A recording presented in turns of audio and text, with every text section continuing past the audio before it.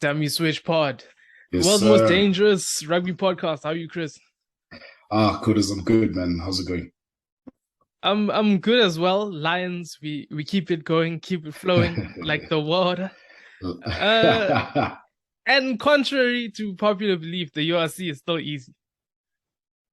Yeah, look, barring the one team, that have monopolized the tournament, yeah,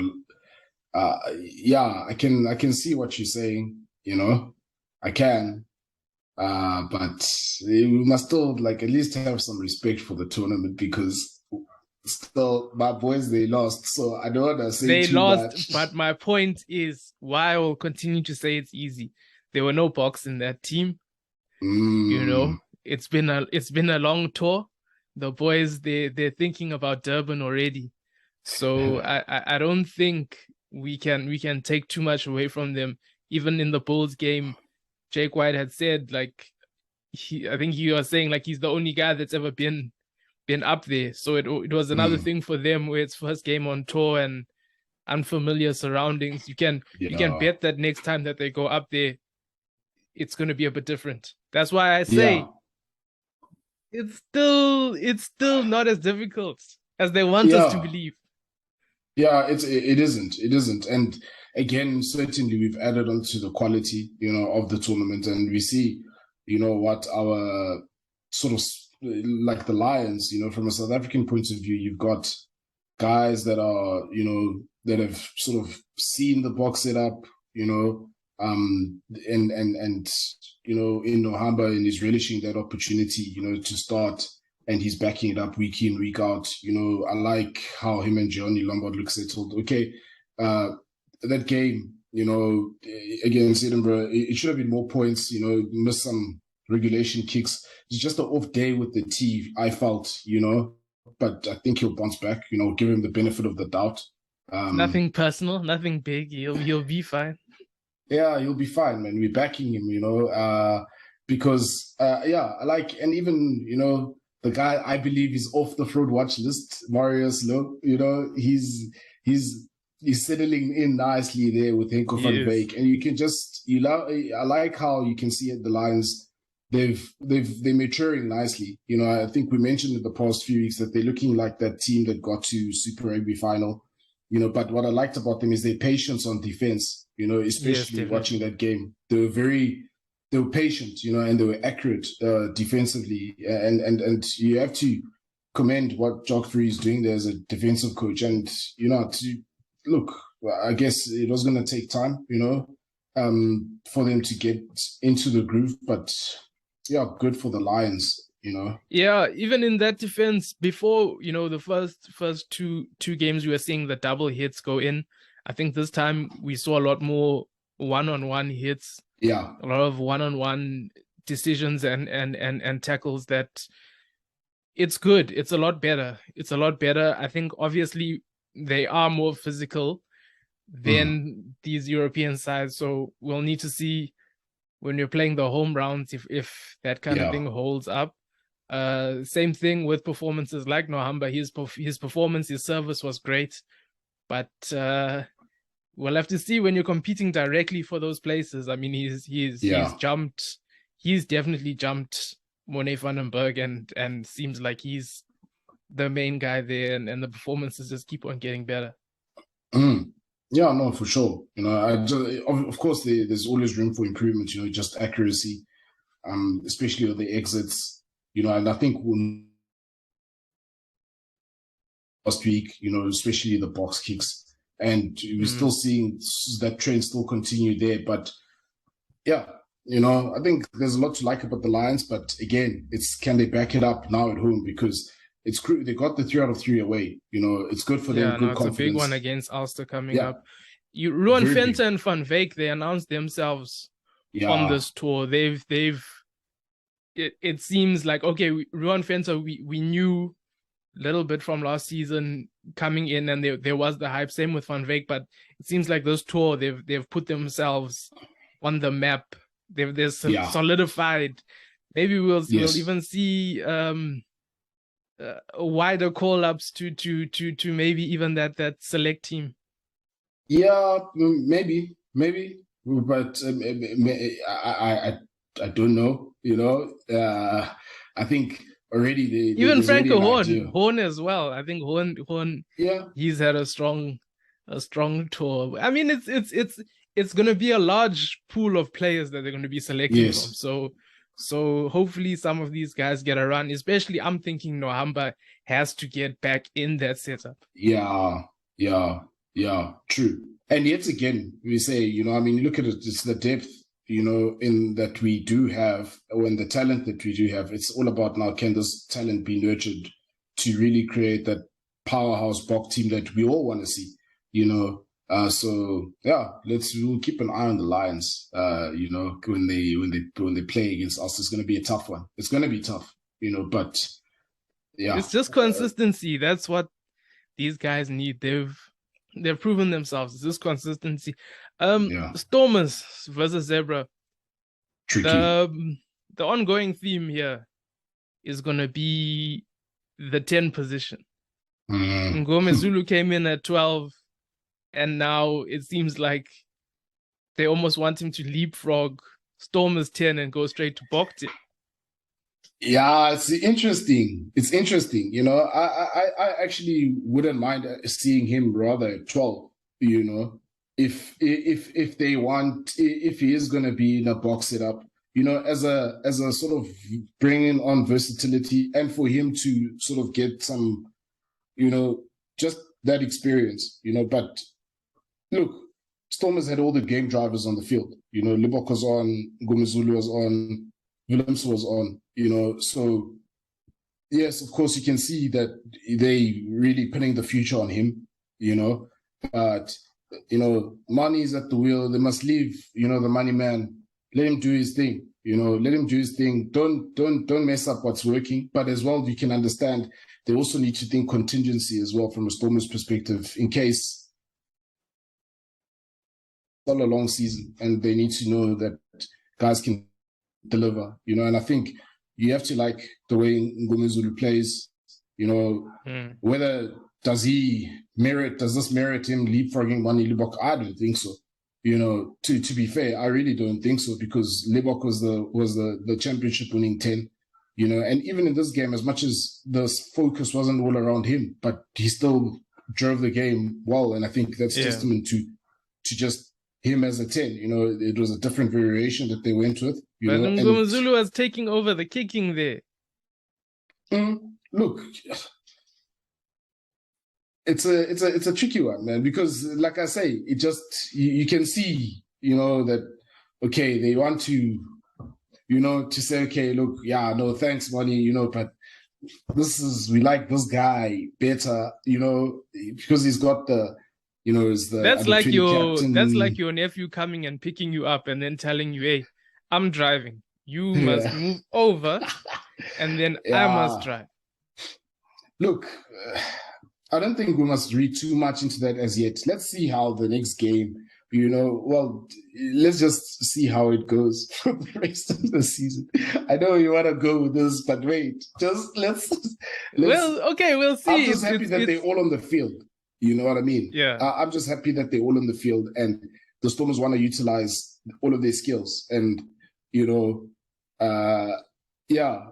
still a 10, so naturally he's going to want to, take over. And I think he's maybe a bit more accurate from a goal kicking perspective, perhaps, more consistent. But yeah, I still stick with the thing. They need to just giving guys a look in just in case things happen, but we'll keep an eye. It's developing further. Pokomela, I thought he was big, good in that game, but on overall it wasn't too much. It was a bit dull, like their kit. But it was tricky though, because I think Zebra at home, and they play a nice attacking brand of rugby, because you saw they were also looking to give the ball some air, and they were giving the Stormers problems. I think the class of the Stormers just got them through there. If they were maybe a Stormers team of early last season, perhaps that's one that could have gone the other way, Yeah. But Yeah, just too much experience, too much class, and that squad that the Stormers have actually put together quietly. I was looking at it and say, they've actually quietly assembled a very, very good squad. Where guys, like you say, you've got Pokomela, you also have Daimani, you also have who's this, that Tennyson, that's in the Lucy's. You've got Bruce, so they've got good depth as well. So yeah, just. For me, questionable. I think Ali for Mark, is a stalwart for them, But yeah, I think he's just, he's good. He's good enough, but he can certainly. I think he had a season where he was like really hot, even contributing in other factors positively, But yeah, he's sort of dwindling away a little bit, and there's young guns waiting, Sandy, unfortunately, okay, he's suspended, but yeah, there's guys there, so we'll see, because I can't rely on the old heads too much, I want to see what they bring through, because Brock Harris as well, there's only so long, though, like, You guys, you believe in those younger guys more than me. There's some frauds there in the front row. The younger guys of those, but they must get the exposure, so that we can really see. That's the problem. They're getting exposed when they get on the field. They're getting exposed. That's the problem. There's one guy, I'm not even gonna say his name, but every time that guy comes on, he gets a yellow card for scrumming. So I'm not even gonna say anything. Even Sandy, you know what?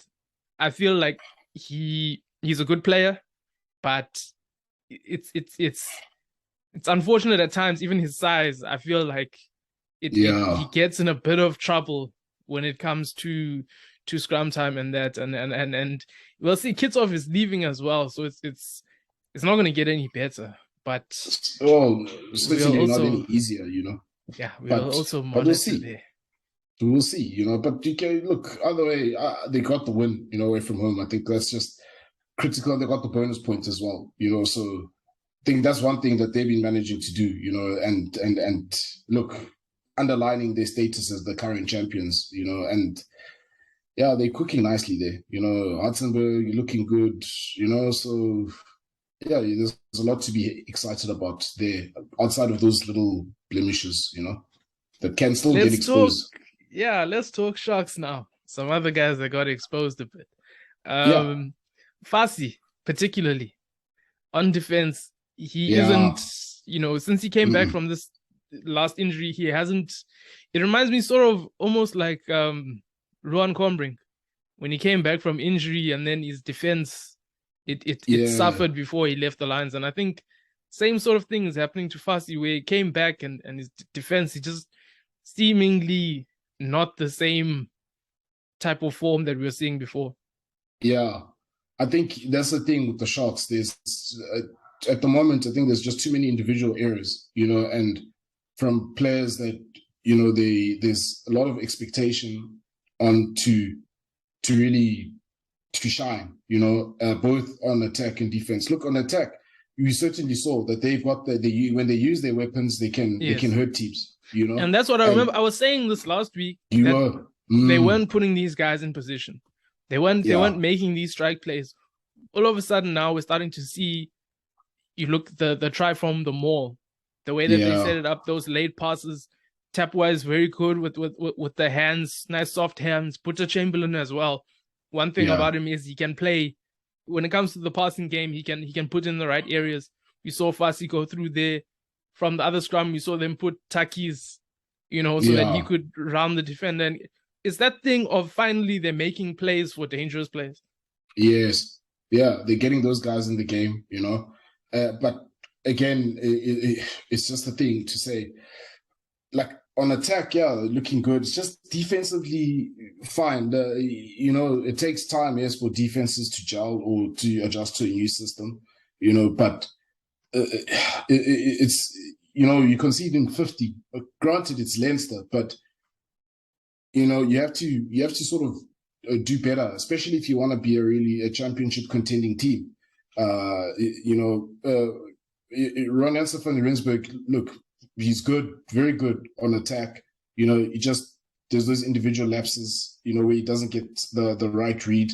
it's just that in-game adjustment that, I think we spoke about it before, in-game adjustment defensively to actually understand, the pattern that they're trying to run. You're seeing that Leinster were playing those late passes as well, and they've got all the players always in motion, in the back line, dummy runners, manipulating the space, getting in the space, and the Sharks were able to give it back, but, it's just, again, not looking after crucial possession, when you're in good positions, and just not really capitalizing. And because at one stage the Sharks were really just in it, and it's the experience now that you look to it and you say, okay, you look for the guys, where's the guys, the calm heads that are going to be able to drive that. You mentioned, yes, there's no box, but Thomas du Toit is a they're Bok. coming back. They're coming back. But they're coming back, yes, but Thomas du Toit is a Bok, yes, he's playing well, but from a leadership point of view, in that you need to be able to drive a game, drive a team. You want to see that intent, to underline why they are a championship team, and why they should be considered as a championship team. So a lot to like. They've improved, yes, but just defensively, if they continue in this vein, we'll see some good tries from them, but we'll expect them to lose. And and critical decisions need to be made when the Boks come back. It's just, you wonder how long guys are going to be given an opportunity, especially if they don't improve. Yeah, even when it comes down to coaching, it's always a question with the Sharks. And I mean, even they're saying, I don't know, is it Whiteley that's doing the defense? It's Whiteley, but then they brought defense, up but the Bulls coach. It's not, some of it's not making sense, but alas. Well, they're finding themselves in a situation where there's too many chefs in the kitchen, and there's really no clarity. Yeah, it's all well and good, to wanna, work together and whatnot, but there's gotta be the one main guy that's leading the thing, and for me, I still have my reservations. Look, the head coach is a good enough coach. I'm not taking that away from him, because he got there, right? So he's good enough.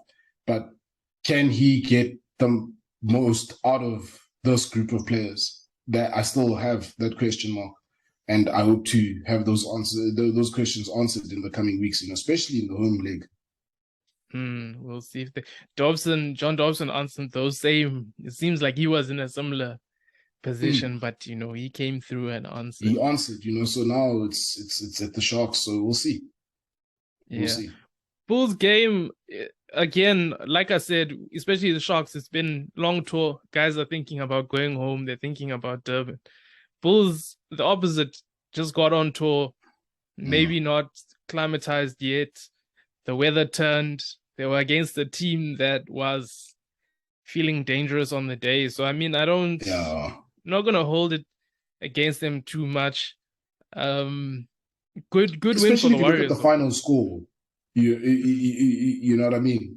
Is that, yes, maybe it flatters them a little bit, but the fact that they didn't just lie down, and take the beating that if it was another team, a different team on the night, could have really hurt them, because especially in that first half, they had absolutely no play. They were being outmuscled. They just, the Bulls were just they were being manhandled and bullied. They weren't managing their breakdowns well, body position, a lot of things that, it was uncharacteristic of them. And again, maybe goes back to what you're saying, and it's too easy. It's too easy, and it takes a while when the guys get there. They're just expecting that, we should beat these guys. But, it was the first time there, different kind of challenge. They'll learn. And I think we'll see a response in the Munster game for the Bulls. I think they can they can pull a number there. Yeah, I think it looked like a long journey for them. They didn't look energized. I think maybe selections need to shake up a bit. Maybe they've gotten a bit stale. Sometimes that's the problem with having a big squad sometimes. Yes. There's some rotations work better than others, and I don't know. Maybe it's time to start putting guys like Simulani in there. There's some players there don't want to mention names yet, but they're also on fraud watch, and they've also, I won't call it fraud watch, I'll call it stale watch. They've got a best before date, and maybe Yeah. they're just passing it Yeah. at the moment. And for me, like really, I was really disappointed because it starts up front. I was disappointed with the lock pairing. You know, yes, fine, they work hard, you know, but they didn't impose themselves on this game, you know, and it was both of them, you know, it was just really uncharacteristic, you know, but even the hooker, he's going to take a bit of time to settle in there. They've moved him from prop into hooker, and it's gonna take some time, but we'll see. Against Munster, should be a good one. Stormers, Ospreys, expecting them to get the win there. Yeah. Lions, Ulster, should be a good game there. They might cause a bit of problems for us there. That one is a test. And then Sharks, Warriors. Sharks have to be careful there, especially Warriors coming off of the Bulls game. Yeah, they're coming off a high. Yeah, the travel also, maybe it'll get them, but yeah, we'll see. They're coming off a good win. Any closing remarks, Chris? No, all I'm saying is that just especially Bulls and Sharks, this week it's just we just need to see a response. You know, especially the Sharks. It needs to be a statement at home. You know, after that tour and really put the Glasgow guys away, and then the Bulls, I just think, you know, just freshening things up a bit, and we should see a good game, and they'll pull the results against Munster. Yeah, that's it from us. Dummy Switch Pod. Thanks for watching.